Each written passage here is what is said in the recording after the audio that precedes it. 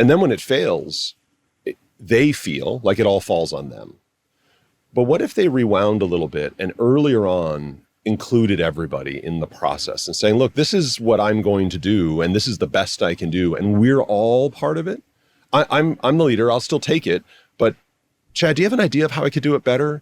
And that inclusivity, that willingness to be vulnerable and authentic and sort of open up to the not knowing, all of a sudden brings others into it, who then realize, wow, this is hard. And there's probably a 50-50 chance this won't work. But if you don't do that, that 50-50 chance falls on the not work.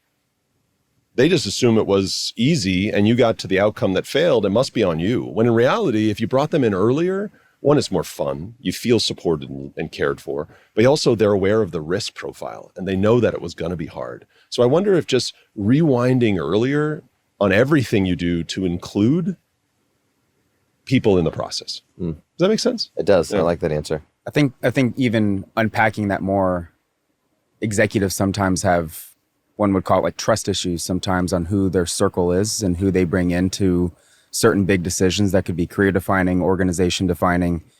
You specifically have built an incredible circle. Like your tight circle is what ultimately led to the ideation of Love and where it is today. What advice would you give a CEO or an executive in defining who that circle is? Because sometimes you need to be able to really trust them to bring them into those vulnerable conversations. Yeah. Isn't that like the most important work?